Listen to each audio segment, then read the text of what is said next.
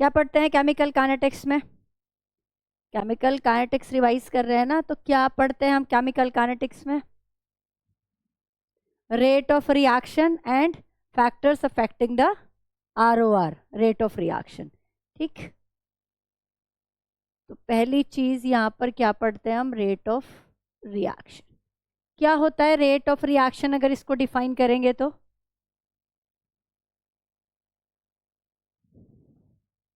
Change in concentration of reactant और change in concentration of product with time, है ना, यही होगा rate of reaction. Rate of reaction को मैं ROR भी कह सकती हूँ। अब कॉन्सेंट्रेशन का चेंज हो या फिर रिएक्टेंट का चेंज हो, तो अगर आपको कोई रिएक्शन दे रखी है, ठीक है, उसका आप ROR लिख सकते हो। मैंने यहाँ पे एक रिएक्शन लिखी 2A + 3B gives 5C। आपसे कहा इसका रेट ऑफ रिएक्शन लिखो। जो भी रिएक्टेंट पार्टिसिपेट कर रहे हैं रिएक्शन के अंदर वो धीरे धीरे कंज्यूम होंगे, यानी कि धीरे धीरे डिसअपियर होंगे। जिस रेट से डिसअपियर होंगे उस रेट से ही प्रोडक्ट अपीयर होगा। तो rate of disappearance of reactant is equal to rate of appearance of the product. Disappearance को शो करने के लिए हम माइनस का साइन लगाते हैं, अपीयरेंस को शो करने के लिए हम प्लस का साइन लगाते हैं। रेट कभी भी नेगेटिव नहीं होता। क्या दिखा रहा होता है? वो ये दिखा रहा होता है कि ये रिएक्टेंट है जो जिसकी कॉन्सेंट्रेशन डिक्रीज हो रही है ड्यूरिंग द रिएक्शन। तो अगर हम इसका ROR लिखें तो क्या होगा? -½ dA concentration, change in concentration of A upon dt। जो भी स्टोशियोमेट्रिक कॉफिशिएंट होंगे वो डिनोमिनेटर में आएंगे, ठीक है, is equal to 1/3। Minus sign क्या शो करेगा? क्योंकि इसका भी, ये रिएक्टेंट है, इसकी भी कॉन्सेंट्रेशन डिक्रीज हो रही है। प्लस साइन ये शो करेगा कि इसकी कॉन्सेंट्रेशन, प्रोडक्ट की कॉन्सेंट्रेशन इंक्रीज हो रही है। तो इस तरह से हम क्या लिखते हैं? ROR लिख सकते हैं किसी भी रिएक्शन का, है ना। इनकी आपस में रिलेशन निकाल के हम वैल्यू निकाल सकते हैं किसी की भी। जब हम किसी स्पीसीज की बात करेंगे, पर्टिकुलर में A की बात करूं, इधर देखो, पर्टिकुलर में A की बात करूं या पर्टिकुलर में B की बात करूं या C की बात करूं, जब हम किसी पर्टिकुलर स्पीसीज की बात करेंगे, उसके अपीयरेंस की बात करेंगे, उसके डिसअपीयरेंस की बात करेंगे, तब हम स्टोशियोमेट्रिक कॉफिशिएंट यूज नहीं करेंगे। अगर मैंने ये कहा है कि अपीयरेंस ऑफ A निकालना है, तो अपीयरेंस ऑफ A क्या होगा? Rate of appearance of A क्या होगा? dA upon dt minus dA upon dt, है ना। Rate of disappearance of A तो खत्म हो रहा है ना, डिसअपीयर हो रहा है, तो माइनस dA अपॉन dt। क्योंकि ये जो स्टोशियोमेट्रिक कॉफिशिएंट है वो इस रिएक्शन को बैलेंस करने के लिए लगाई गई है। जिस रेट से ये कम होगा, यानी कि इसके 2 मोल इसके 3 मोल से रिएक्ट करके इसके 5 मोल बना रहे हैं, तो इसीलिए हम जब रिलेशन निकाल रहे हैं, आपस में कंपेयर कर रहे हैं, तब तो हम स्टोशियोमेट्रिक कॉफिशिएंट यूज करेंगे। लेकिन जब हम सिंगल स्पीसीज की बात करते हैं तब हम स्टोशियोमेट्रिक कॉफिशिएंट को यूज नहीं करेंगे। अब रेट ROR की यूनिट क्या होगी, या रेट की यूनिट क्या होगी? ROR क्या था? Change of concentration with time. तो यूनिट क्या हो गई? मोल पर लीटर टाइम इनवर्स, यही हुई। अगर हमें बहुत सारी, हमें ऑर्डर का पता करना है रिएक्शन के, हम रिएक्शन के ऑर्डर की बात बाद में करते हैं कि ऑर्डर क्या होता है। अभी मैं जस्ट बता रही हूँ कि अगर हमें ऑर्डर का पता करना है तो हम क्या कर सकते हैं, इसको टाइम इनवर्स इस तरह से हम निकाल सकते हैं। Where n is the order of the reaction, n is the order of reaction. अगर मुझे n पता है, मुझे n की वैल्यू पता है, ऑर्डर की वैल्यू पता है, तो उसका हम k निकाल सकते, हम यूनिट निकाल सकते हैं उसकी। मैं कुछ गलत कर रही हूँ शायद यहाँ पे, वो k के केस में होता है, वो k के केस में होता है, यहाँ पे यही रहेगा।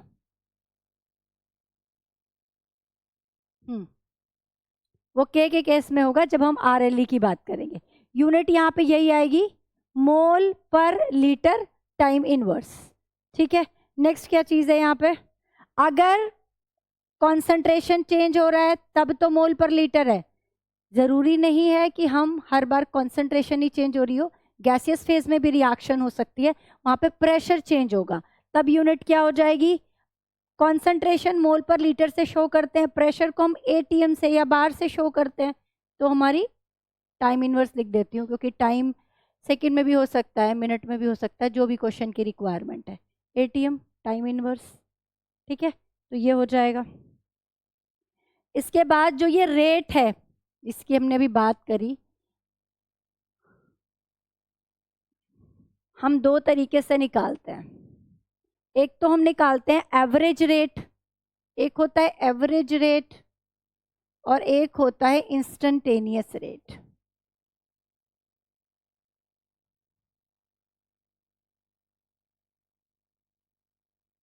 इंस्टेंटेनियस रेट, दोनों में हम change in concentration with time ही निकाल रहे हैं, लेकिन यहाँ पर फाइनाइट टाइम ऑफ इंटरवल के बीच में ये एवरेज रेट निकाला जाता है। तो एवरेज रेट मान लो दो टाइम पर आप निकाल रहे हो, है ना, एक टाइम पर concentration final minus initial divided by final time minus initial time. ठीक है, और इसके आगे प्लस माइनस लगा देते हैं। प्लस माइनस, अगर आप रिएक्टेंट की निकाल रहे होगे तो माइनस आ जाएगा, क्योंकि रेट क्या होगा वहां पे उनका डिक्रीज हो रहा होगा, और प्लस कब आएगा, जब हम प्रोडक्ट का एवरेज रेट निकाल रहे होंगे। इंस्टेंटेनियस रेट में क्या करेंगे, इंस्टेंटेनियस रेट में हम क्या करेंगे, किसी इंस्टेंट पे जब हमें निकालना होगा तो वहां पे हमें ग्राफ दिया होगा, आप वहां पे टेंजेंट ड्रॉ करोगे, स्लोप निकालोगे, और जो उसका स्लोप होगा वो आपको dc/dt देगा। ठीक है, tan थीटा देगा, वो आपको ऐसे न्यूमेरिकल आपने क्या किए हुए हैं, अपने नोटबुक में किए हैं। ठीक है, उसके बाद है फैक्टर्स ऑफ ROR। फैक्टर्स जो ROR को अफेक्ट करते हैं, फैक्टर्स अफेक्टिंग ROR, कौन से फैक्टर्स हैं जो ROR को अफेक्ट करते हैं, और एक इंस्टेंटेनियस। हाँ जी,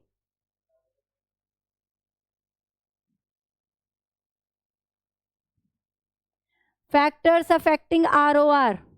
हाँ जी, कौन कौन से फैक्टर हैं, पहला फैक्टर कि अभी वो टेम्परेचर यार बहुत देर में जाएंगे एंड में, क्योंकि आर्हीनियस वगैरह सब पढ़ना है, पहले हम उसकी बात कर लेते हैं, नेचर की बात कर लेते हैं रिएक्टेंट की। हाँ, सरफेस एरिया की बात कर लेते हैं। सॉलिड के केस में हम सरफेस एरिया की बात करेंगे। ROR is proportional to surface area, जितना ज़्यादा सरफेस एरिया होगा उतना ROR ज़्यादा होगा। रिएक्टेंट आपका होमोजिनस होगा तो ROR ज़्यादा होगा कंपैरेटिव टू हेटेरोजिनस। आयनिक रिएक्शन का ROR ज़्यादा होता है कंपैरेटिव टू कोवेलेंट रिएक्शंस, है ना।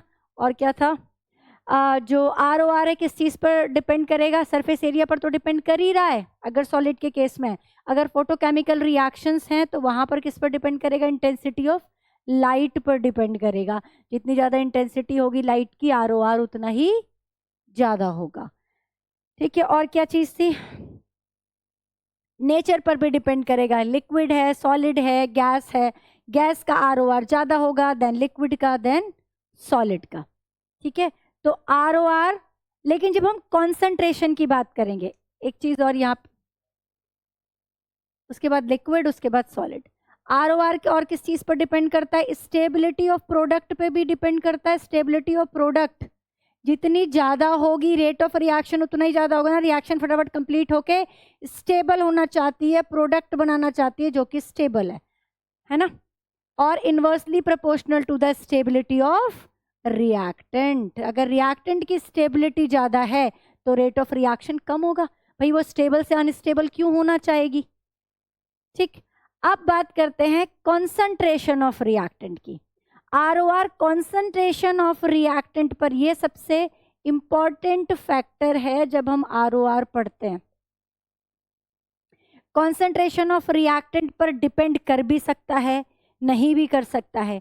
कॉन्सेंट्रेशन बढ़ाने पर बढ़ भी सकता है, घट भी सकता है, और सेम भी रह सकता है।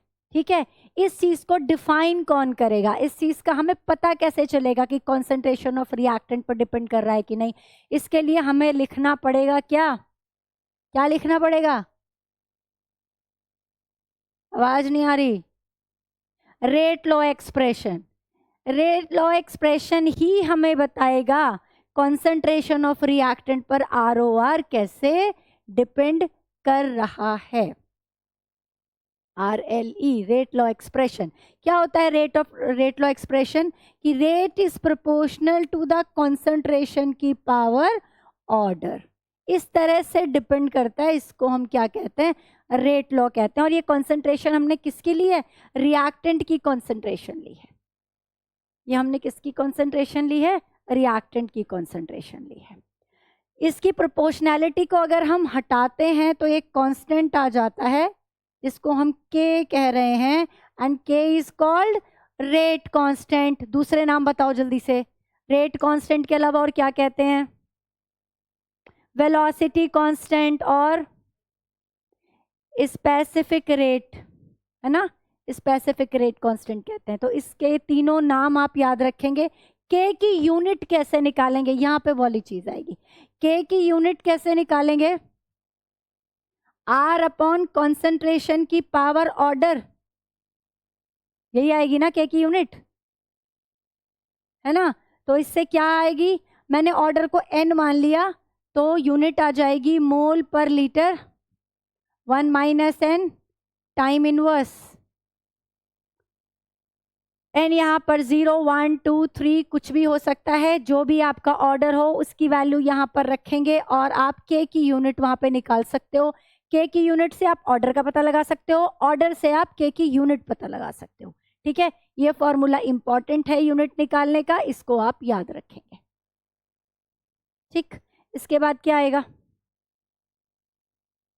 इसके बाद क्या पढ़ा है आप लोगों ने भाई? फटाफट बताया करो। ऑर्डर की बात करेंगे, है ना? अभी हमने ऑर्डर की बात तो करी ही नहीं। ऑर्डर क्या होता है? ये जो हम यहाँ पे भी ऑर्डर लिख रहे हैं, यहाँ पे भी ऑर्डर लिख रहे हैं, यहाँ पे भी ऑर्डर लिख रहे हैं। What is order? Order is the sum of the power of the concentration term which is represent in rate law expression. Rate law expression में जो कॉन्सेंट्रेशन के ऊपर पावर लगाई थी आपने, उनका जो सम किया था, that some is called order of reaction. तो अगर आपको फॉर एग्जाम्पल, टकरा मत जाना, पीछे सरकते जा रहे हो, अगर रेट लॉ एक्सप्रेशन आपको कोई दे रखा है, आपको कोई रेट लॉ एक्सप्रेशन दे रखा है, ये दे रखा है रेट लॉ एक्सप्रेशन, ये क्या बता रहा है? ये बता रहा है कि जो रेट है वो A की पावर 2 पर, यानी कि सेकेंड ऑर्डर पर डिपेंड करता है। इस स्पीसीज के लिए जो रेट है, जो ऑर्डर है रिएक्शन का, A के लिए वो 2 है, B के लिए क्या है? -1 है। अगर अब आपसे ऑर्डर ऑफ रिएक्शन पूछेगा, दोनों का सम कर देंगे तो ऑर्डर क्या आ जाएगा? 2 + -1 1 आ जाएगा। It means it is a first order reaction. तो आपसे रेट लॉ एक्सप्रेशन लिखवा भी सकता है, रेट लॉ एक्सप्रेशन लिख कर दे सकता है, पर्टिकुलर स्पीसीज का ऑर्डर पूछ सकता है, और सम करवा के आपसे पूरी रिएक्शन का ऑर्डर पूछ सकता है। अब ये ऑर्डर आप निकालते कैसे हो? ऑर्डर आप अपनी मर्जी से नहीं निकाल सकते। ऑर्डर निकालने के लिए आपके पास एक्सपेरिमेंटल डेटा होना चाहिए। ठीक है, विदाउट एक्सपेरिमेंटल डेटा के हम ऑर्डर नहीं निकाल सकते। ये कोई थ्योरेटिकल प्रोसेस नहीं है कि हमने यहाँ से पावर देखी, हमने स्टोशियोमेट्रिक कोफिशिएंट देखे, हमने ऊपर लगाए, रेट लॉ एक्सप्रेशन में लगाए और हमें ऑर्डर मिल गया। ऐसा नहीं होता। तो इसलिए ध्यान रखेंगे, ऑर्डर पॉजिटिव हो सकता है, नेगेटिव हो सकता है, 0 हो सकता है, फ्रैक्शन में भी हो सकता है। ठीक है, तो ऑर्डर किसी भी फॉर्म में हमें मिल सकता है। तो अब है नेक्स्ट जीरो ऑर्डर रिएक्शन। इसके बाद जो हमारी रिएक्शंस होती हैं, है ना, जो काइनेटिक्स होती हैं, या फिर हम ये कह सकते हैं कि हम ऑर्डर को कैलकुलेट करने के लिए इंटीग्रेटेड लॉ मेथड यूज करते हैं। अगर आपको लग रहा है कि कुछ बीच में छूट गया है तो बता दो। इसके बाद यही आई थिंक, है ना, zero order kinetics. Zero order kinetics का क्या मतलब हुआ? वो रिएक्शन, वो काइनेटिक्स जिसके रेट लॉ एक्सप्रेशन में रिएक्टेंट पर डिपेंड ही नहीं कर रहा रेट ऑफ रिएक्शन, है ना, जहां पर रेट ऑफ रिएक्शन रिएक्टेंट की कॉन्सेंट्रेशन पर डिपेंड ही नहीं कर रहा, such type of reactions are called zero order kinetics. जैसे मैंने कहा कि ये ए है, प्रोडक्ट बना रहा है, और मुझे ये पता है कहीं पे मुझे ये मेंशन कर रखा, अपनी मर्जी से नहीं मैं बता सकती कि ये जीरो ऑर्डर है, मेंशन है कहीं पे कि ये जीरो ऑर्डर है, और अब मुझे इसका रेट लॉ एक्सप्रेशन लिखना है, तो मैं क्या लिखूंगी, ये लिखूंगी, है ना, कि भाई ये किस पर डिपेंड नहीं कर रहा, रिएक्टेंट की कॉन्सेंट्रेशन पर डिपेंड नहीं कर रहा है। ठीक है, यहां तक बात समझ में आ गई। अब अगर इसका dx अपॉन dt निकालना हो तो कैसे निकालेंगे, इसका ROR निकाल, ये तो आपने RLE निकाला ना, रेट लॉ एक्सप्रेशन निकाला। अगर आप इसका ROR निकालोगे तो वो कैसे निकालेंगे, वो होगा minus D A upon D T, यही होगा। ठीक है, ये a की पावर जब 0 है तो ये तो खत्म हो गया, 1 हो गया। दोनों r को इक्वेट कर देंगे, ये भी r है और ये भी r है, दोनों r को इक्वेट कर देंगे तो क्या फॉर्मूला बनता है जीरो ऑर्डर काइनेटिक्स का, k is equal to a naught minus a upon T. इससे आप जीरो ऑर्डर काइनेटिक्स का k निकाल सकते हो। ठीक है, अगली चीज क्या होती है, half life period. Half life किसे कहते हैं, लिखवाया हुआ है ना ये फॉर्मूला भाई, है ना, लिखवाया हुआ है, a naught minus a is equal to K T लिखवा रखा होगा या तो, है ना, तो उसको यार ऐसे लिख लोगे तो उसमें कोई दिक्कत नहीं है। हाँ चलो, टी हाफ क्या होता है, हाफ लाइफ पीरियड क्या होता है, लिखवाया है ना, टी हाफ क्या होता है, हाफ लाइफ पीरियड किसे कहते हैं, रिएक्शन 50% कंप्लीट हो गई उसे हम क्या कहते हैं, टी हाफ कहते हैं। यहाँ पर टी हाफ का फॉर्मूला क्या होता है, ए नॉट अपॉन 2k। इसका मतलब क्या है, जीरो ऑर्डर काइनेटिक्स के लिए जो टी हाफ होता है उसका वो इनिशियल कॉन्सेंट्रेशन पर डिपेंड करता है ना, इनिशियल कॉन्सेंट्रेशन पर डिपेंड करता है।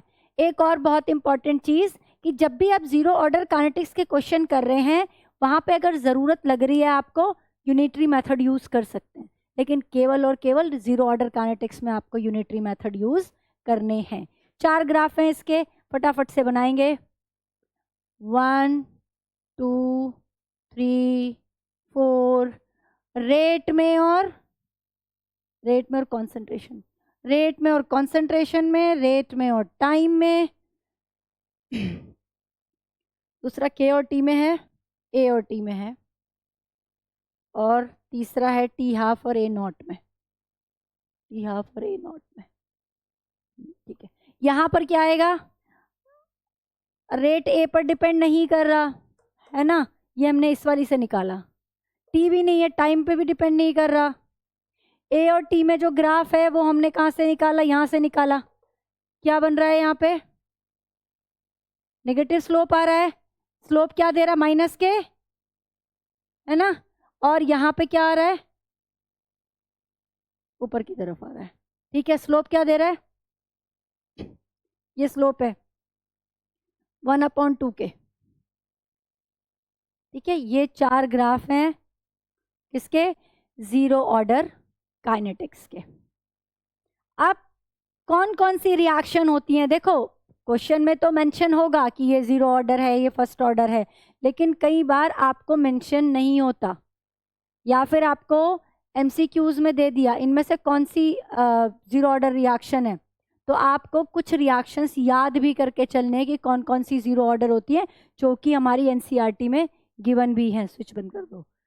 फोटोकेमिकल जो रिएक्शंस होंगी, यानी कि जो लाइट की प्रेजेंस में, सनलाइट की प्रेजेंस में, फोटोन की प्रेजेंस में रिएक्शन होती है, एचआई वाली जो रिएक्शन होती है वो फोटोकेमिकल रिएक्शन है, that is zero order kinetics. और कौन कौन सी है, एंजाइम कैटालाइज रिएक्शन, जिसमें कोई एंजाइम लिखा होगा रिएक्शन के अंदर, एंजाइम की प्रेजेंस में रिएक्शन हो रही होगी, वो भी आपकी क्या है, जीरो ऑर्डर काइनेटिक्स है।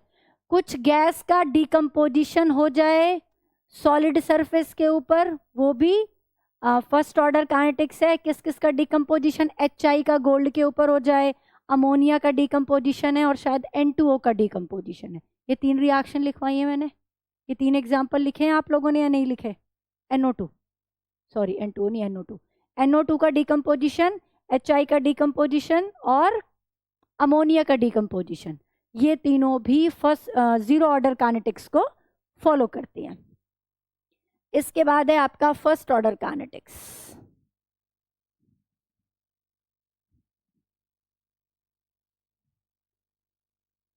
First order kinetics, first order kinetics का क्या मतलब हुआ कि भाई यहां पर जो रेट लॉ एक्सप्रेशन होगा वो क्या होगा, रिएक्टेंट की पावर 1 होगी यहाँ पे, है ना, ठीक है, रिएक्टेंट की पावर 1 होगी। रेट लॉ एक्सप्रेशन में यहाँ पे जो ऑर्डर हमें मिलेगा वो 1 मिलेगा, इसीलिए हम इसको क्या कह रहे हैं, फर्स्ट ऑर्डर काइनेटिक्स कह रहे हैं। इसके लिए के की वैल्यू कैसे निकालते हैं, K is equal to 2.303 upon T log A naught initial concentration upon final concentration, है ना। इसका एक और मॉडिफाइड वर्जन भी लिखवाया होगा मैंने, K is equal to 2.303 upon T log A upon A minus X. X यहाँ पे ये बताता है कितना डिसोसिएट हो गया है, ये इनिशियल है, ये आफ्टर डिसोसिएशन है, लेकिन अगर कहीं पे ये दे दिया कि इतना डिसोसिएट हुआ है तो आपको ए माइनस एक्स करना पड़ेगा, ठीक है। यहां पर T half in case of first order kinetics क्या होता है, 0.693 अपॉन के। इट मीन्स जो इसका टी हाफ होता है वो कॉन्सेंट्रेशन पर, रिएक्टेंट की कॉन्सेंट्रेशन पर डिपेंड नहीं करता, जीरो ऑर्डर में डिपेंड कर रहा था, है ना, क्या था, ए नॉट अपॉन 2k, यहाँ पे क्या है 0.693 अपॉन के।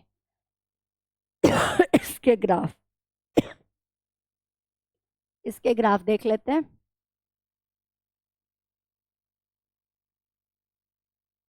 रेट और कॉन्सेंट्रेशन ln a और टाइम के बीच में, log a और टाइम के बीच में,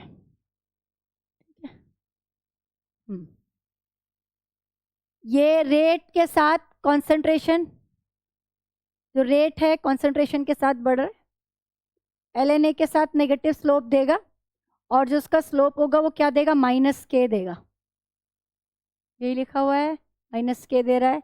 लेकिन अगर आपने लॉग ले लिया तो क्या देगा, माइनस के अपॉन 2.303, के अपॉन 2.303 है ना, नेगेटिव स्लोप आएगा दोनों में। These are the first order kinetics. कौन कौन सी रिएक्शन है जो फर्स्ट ऑर्डर काइनेटिक्स को शो करती हैं, कौन कौन से एग्जाम्पल हैं जो फर्स्ट ऑर्डर काइनेटिक्स में आते हैं, जितने भी रेडियो एक्टिव डिके हैं, अगर कोई भी आपको कार्बन डेटिंग की रिएक्शन दे रही है, दे रखी है, कोई रेडियो एक्टिव की कोई भी इंफॉर्मेशन दे रखी है, मान लो वहाँ नहीं लिखा उसने फर्स्ट ऑर्डर, तो आपको ध्यान रखना है कि ये रेडियो एक्टिविटी की रिएक्शन है, आपको यहाँ पे फर्स्ट ऑर्डर की ही रिएक्शन लगानी है, आपको यही फॉर्मूला लगाना है। तो जितनी भी रेडियो एक्टिविटी जो डिके हैं, रेडियो एक्टिव डिके हैं, वो सब क्या है, फर्स्ट ऑर्डर काइनेटिक्स को फॉलो करते हैं। Growth and decay of bacteria is also first order kinetics, ठीक है। Inversion of cane sugar is a first order kinetics. Hydrolysis of ester is a first order kinetics. Decomposition of N2O5 is a first order kinetics, ठीक है। तो इन सबको आप याद रखेंगे। इसके बाद है pseudo first order reaction. Pseudo first order kinetics क्या होती है, अभी आपने फर्स्ट ऑर्डर पढ़ा, तो स्यूडो फर्स्ट ऑर्डर की में क्या है, जो देखने में तो आपको सेकंड ऑर्डर लगे, लेकिन जब आप उसका रेट लॉ एक्सप्रेशन लिखो तो it behave like a first order kinetics, उनको हम स्यूडो फर्स्ट ऑर्डर काइनेटिक्स कहते हैं। उन रिएक्शन में क्या होता है, जैसे आप रिएक्टेंट 2 ले रहे होते हो, तो एक रिएक्टेंट की कॉन्सेंट्रेशन बहुत ज़्यादा होती है ना, तो हम उसको कांस्टेंट मान लेते हैं। जैसे कि जब आप वाटर का जब आप सुक्रोज का हाइड्रोलाइसिस कर रहे होते हो, केन शुगर का हाइड्रोलाइसिस, तो उसमें केन शुगर के अंदर पानी मिलाते हो, वाटर लेते हो, वाटर आप एक्सेस में लेते हो, एक्सेस में लेने की वजह से उसकी कॉन्सेंट्रेशन को हम क्या मान लेते हैं, कांस्टेंट मान लेते हैं। उसको रेट लॉ एक्सप्रेशन में नहीं लिखते, सिर्फ किसको लिखते हैं, सुक्रोज को लिखते हैं। केवल एक ही रिएक्टेंट को लिख रहे हैं जिसकी पावर 1 है, that's why it is a first order kinetics. ठीक है। दूसरा, आपने एस्टर का हाइड्रोलाइसिस पढ़ा है। एस्टर के हाइड्रोलाइसिस से आपको क्या क्या मिलता है? एसिड मिलता है, अल्कोहल मिलता है। इसका जब आप एसिड की प्रेजेंस में हाइड्रोलाइसिस करते हो, पानी मिलाते हो, पानी एक्सेस में डालते हो, तो उसको भी हम कांस्टेंट मान लेते हैं और केवल एस्टर को ही हम रेट लॉ एक्सप्रेशन में लिखते हैं। That's why it is also pseudo first order kinetics. दो ही एग्जाम्पल हैं, ये दोनों आपको बहुत अच्छे से याद करने हैं और ये थ्योरेटिकल ही फॉर्म में आपको क्वेश्चन आता है, पूछ लेता है what is pseudo first order kinetics, explain with example. ठीक है, चलिए नेक्स्ट। गैस फेज के लिए फर्स्ट ऑर्डर काइनेटिक्स का फॉर्मूला क्या होगा? देखो, आपको मैंने जो करवाया है उसमें मैंने आपको डीकम्पोजिशन का करवाया है, जिसमें रिएक्टेंट एक है और वो प्रोडक्ट में टूट रहा है। तो ध्यान रखेंगे, रिएक्शन चेंज होने पर प्रेशर का फॉर्मूला चेंज होगा। ये जो फॉर्मूला हम याद कर रहे हैं, जो हमने कॉपी में किया, ये सिर्फ हमने डिकम्पोजिशन के लिए किया है ना। हर जगह मत अप्लाई कर देना, हर जगह इसको अप्लाई नहीं कर सकते। मार्कर ही बंद हो गया, इकलौता मार्कर था जो चल रहा था।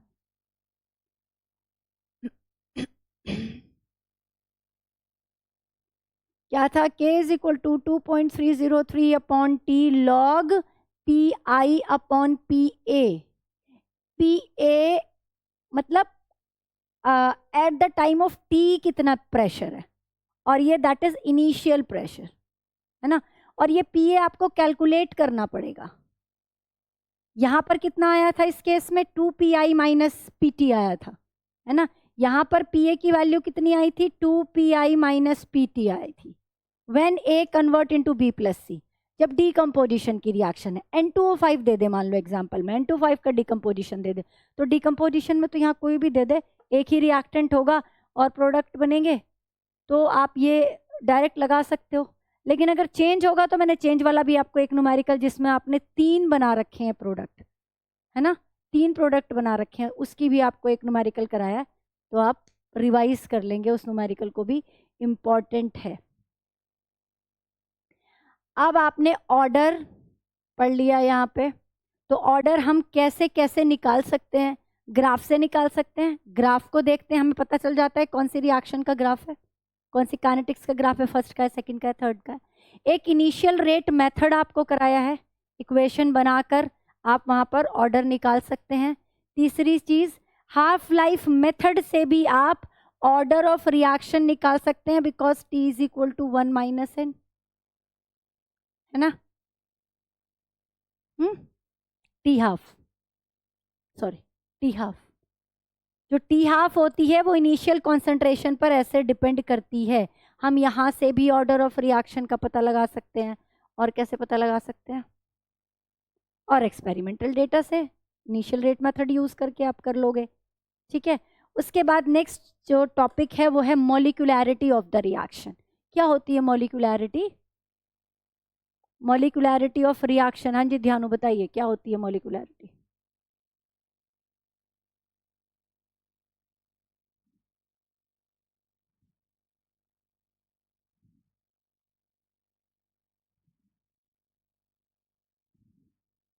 कोलाइड करके प्रोडक्ट बनाते हैं। पहली चीज, मॉलिक्यूलैरिटी एक थ्योरेटिकल फिनोमेना है ना, कोई एक्सपेरिमेंटल डेटा से कोई लेना देना नहीं है उसका। ऑर्डर एक एक्सपेरिमेंटल फिनोमेना था, हम एक्सपेरिमेंट से निकालते हैं। और यहाँ पे सिर्फ एलिमेंट्री रिएक्शन का ही हम मॉलिक्यूलैरिटी बता सकते हैं, कितने मॉलिक्यूल रिएक्शन में टकराए और उन्होंने प्रोडक्ट बनाया। मॉलिक्यूलैरिटी की जो वैल्यू है वो 3 से ज़्यादा नहीं हो सकती, क्योंकि हम ये मान के चलते हैं कि 3 से ज़्यादा मॉलिक्यूल आपस में इफेक्टिवली कोलाइड कर ही नहीं सकते, है ना। तो मॉलिक्यूलैरिटी इक्वल और लेस देन 3 होती है। ठीक है। मॉलिक्यूलैरिटी हमेशा इंटीजर होगी। ऑर्डर फ्रैक्शन में भी हो सकता है, प्लस भी हो सकता है, माइनस भी हो सकता है। मॉलिक्यूलैरिटी इंटीजर होती है। मॉलिक्यूलैरिटी हम सिर्फ एलिमेंट्री रिएक्शन की निकालेंगे, ऑर्डर हम कॉम्प्लेक्स की भी निकाल सकते हैं, एलिमेंट्री की भी निकाल सकते हैं। एलिमेंट्री रिएक्शन कौन सी है? जो सिंगल स्टेप में कंप्लीट हो रही हैं। कॉम्प्लेक्स रिएक्शन कौन सी है? जो मल्टीपल स्टेप में कंप्लीट हो रही हैं, जिसमें कोई रिएक्शन इंटरमीडिएट बन रहा है, फिर वो टूट रहा है, फिर प्रोडक्ट बना रहा है, उन्हें हम क्या कहते हैं? कॉम्प्लेक्स रिएक्शन कहते हैं। अब है last topic, effect of temperature on ROR। Temperature का क्या इफेक्ट पड़ता है ROR पे? तो अप्रोक्सीमेटली ये माना जाता है कि अगर हम 10 डिग्री सेंटीग्रेड टेम्परेचर को बढ़ा दें, ये अप्रोक्सीमेटली है कि 10 डिग्री सेंटीग्रेड टेम्परेचर को अगर बढ़ा दें तो ROR क्या हो जाता है? 2 टाइम्स हो जाता है ना? ROR क्या हो जाता है? 2 टाइम्स हो जाता है। इससे हम क्या टेम्परेचर कोफिशिएंट भी निकालते हैं। Temperature coefficient is a ratio of के एट 10 डिग्री सेंटीग्रेड जो राइज किया है आपने, और एट टेम्परेचर T। ठीक है,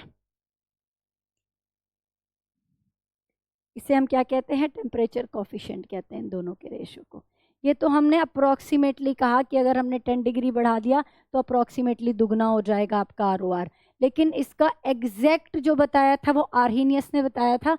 उसने एक इक्वेशन दी थी, that is called Arrhenius equation, K is equal to A E minus EA upon RT,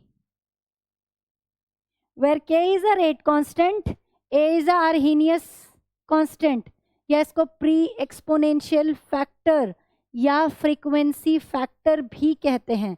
E exponent है, EA एक्टिवेशन एनर्जी है, R is a gas constant 8.314 यहाँ पर वैल्यू लेनी है, and T is a temperature जिसकी value kelvin में लेनी है। This is Arrhenius equation. इस आर्हीनियस इक्वेशन से में आपको क्या समझ में आ रहा है कि अगर टेम्परेचर बढ़ेगा तो EA अपॉन RT की वैल्यू, बोलो, EA अपॉन RT की वैल्यू क्या होगी बेटा?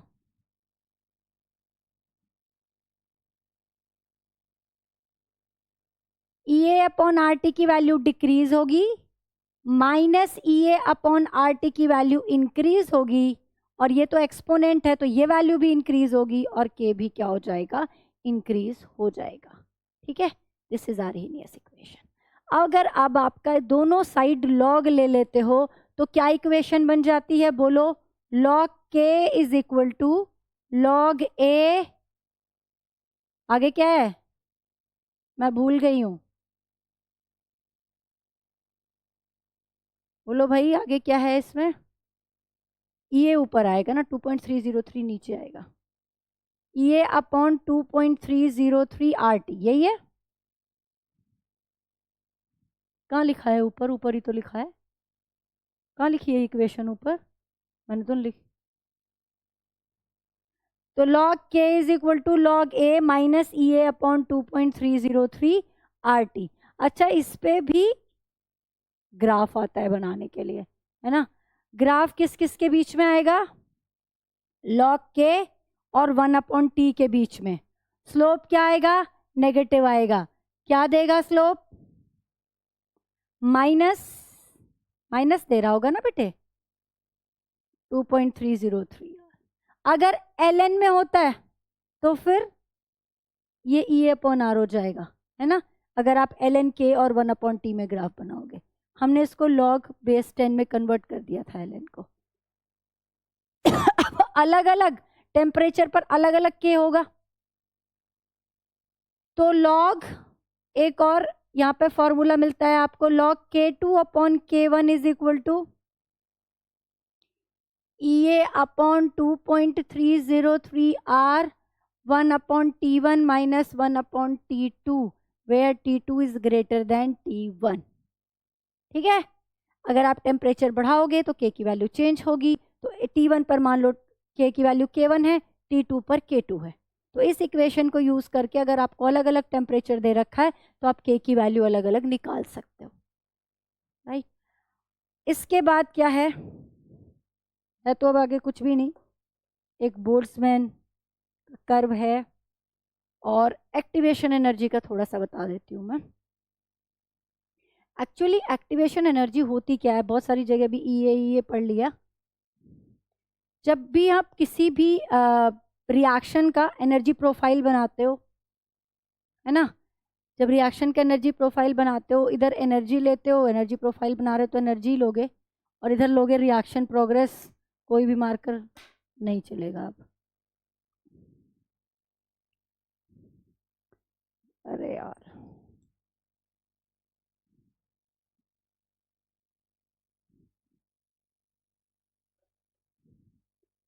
ये हो गई आपकी रिएक्शन प्रोग्रेस। ठीक है, रिएक्शन ऐसे चल रही है। कोई आपने रिएक्टेंट लिया, उसकी कुछ अमाउंट ऑफ एनर्जी होगी, और ये इसका मान लो एनर्जी प्रोफाइल है। ये क्या शो कर रहा है? ये जो एनर्जी है, ये जो एनर्जी है, ये रिएक्टेंट की एनर्जी है ना। मान लो मैंने कहा कि H2 ने I2 के साथ रिएक्ट करके 2HI बनाया, तो ये रिएक्टेंट H2 प्लस I2 की एनर्जी है। इसको मैं यहाँ से यहाँ तक, यहीं से तो नापूंगी ना, मैं यहाँ से तो नापूंगी 0 से यहाँ तक, है ना, तो इट इज ER। और ये प्रोडक्ट की एनर्जी है, तो इसको मैं क्या कहूँगी, EP। अच्छा, इस एनर्जी डायग्राम को देखकर, एनर्जी प्रोफाइल को देखकर आपको क्या समझ में आ रहा? क्या ये रिएक्शन एक्सोथर्मिक है या एंडोथर्मिक है? एनर्जी प्रोफाइल को देखकर क्या समझ में आ रहा है? इट इज एक्सोथर्मिक और एंडोथर्मिक। हम प्रोफाइल को देख के बता सकते हैं ना क्यों है एंडोथर्मिक।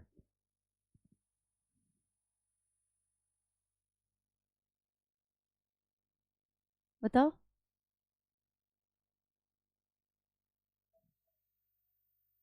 हाँ, तो सही तो बता रही थी, तो आपने चेंज क्यों किया? इसके कहने पे चेंज कर दिया। प्रोडक्ट की एनर्जी तो ज़्यादा ही है ना। हम कैसे निकालते हैं एंथैल्पी चेंज? क्या होता है एंथैल्पी चेंज? होता है प्रोडक्ट की एंथैल्पी माइनस रिएक्टेंट की एंथैल्पी। ओके, प्रोडक्ट की एंथैल्पी ज़्यादा है, रिएक्टेंट की एंथैल्पी कम है। क्या बोला आपने? हाँ, हाँ जी। तो प्रोडक्ट माइनस रिएक्टेंट, तो यहाँ पे क्या आ रही है वैल्यू? क्योंकि प्रोडक्ट की वैल्यू ज़्यादा है तो पॉजिटिव आ रही है ना। तो पॉजिटिव जब आती है तो रिएक्शन कैसी होती है? डेल्टा एच की value positive means endothermic reaction, है ना। अगर मैंने इसको ऐसे बना दिया होता, अब ये एक्सोथर्मिक हो जाती, है ना। आपको ये देखकर, एनर्जी प्रोफाइल डायग्राम देखकर आप बता सकते हो कि कोई रिएक्शन एक्सोथर्मिक है या एंडोथर्मिक है।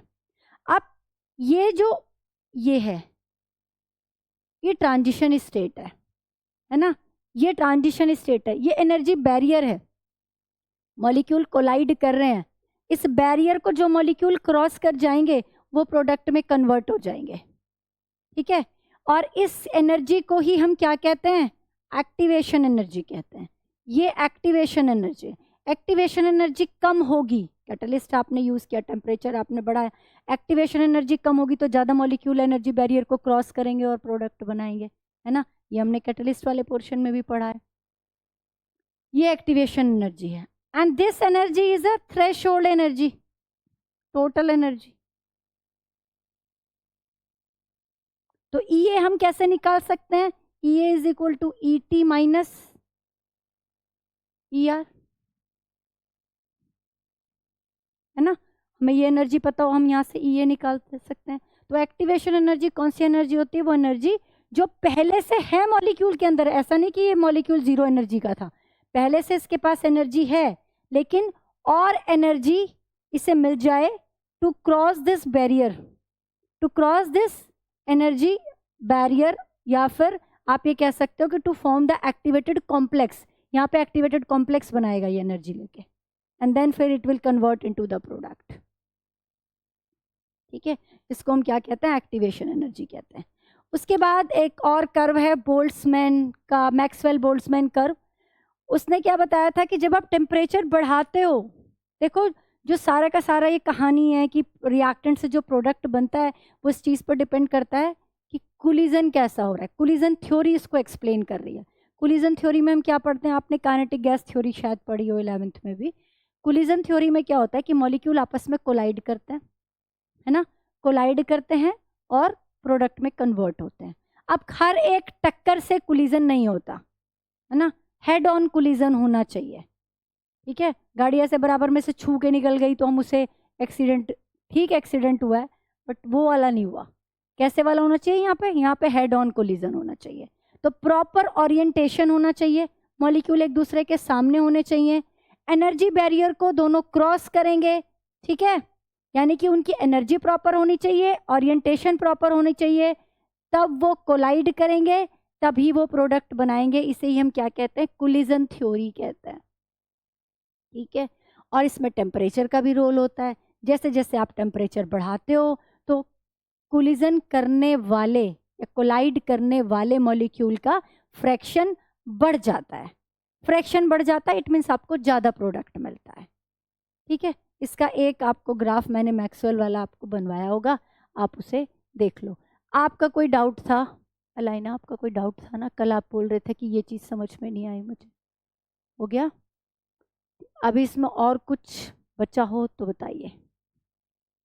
इस चैप्टर में कुछ और है? सब कुछ हो गया? 5:03 पे चैप्टर खत्म हो गया। कॉपी बंद नहीं करनी है। लास्ट में क्या कराया मैंने इसमें? कैटलिस्ट का क्या काम है? क्या काम है कैटलिस्ट का? चलो अच्छा, तुमने एकदम ऐसे सिर हिलाया कि हाँ मैम ये तो हमें पता है। चलो बताओ, आप उसमें से नहीं देखना रजिस्टर में से, बताइए क्या काम है। कम एक्टिवेशन एनर्जी पर आपको एक ऑल्टरनेट पाथवे, रिएक्शन को एक ऑल्टरनेट पाथवे प्रोवाइड कर रहा है। इसका भी एक आपको एनर्जी बैरियर ग्राफ बनवाया था। उसमें क्या है कि ये कैटलिस्ट के साथ जा रहे हो तो ये ऐसे जा रहा है ना। पहले एनर्जी इतनी चाहिए थी, अब इतनी एक्टिवेशन एनर्जी से ही काम चल गया। तो जिनकी इतनी एनर्जी थी वो वाले भी प्रोडक्ट में कन्वर्ट होने लगे। ऑल्टरनेट पाथवे प्रोवाइड करेगा रिएक्शन को कैटलिस्ट। ठीक है, तो ये रोल होता है इसमें ROR में। और ये फॉरवर्ड रिएक्शन को भी उतनी तेजी से चलाएगा और बैकवर्ड रिएक्शन को भी उतनी रेट से चलाएगा। रिजल्टेंट क्या होगा कि आपको जो इक्विलिब्रियम है वो जल्दी अचीव हो जाता है ना। Rate of forward is equal to rate of backward तो हमेशा ही रहेगा, दोनों का रेट रहना बराबर ही चाहिए, बस वो फटाफट अचीव कर लेंगे। डन? ठीक है, न्यूमेरिकल इसके कब कराऊंगी? कल तो मैं सॉल्यूशन कंप्लीट कराऊंगी। नहीं नहीं, वो ऑनलाइन लेगा।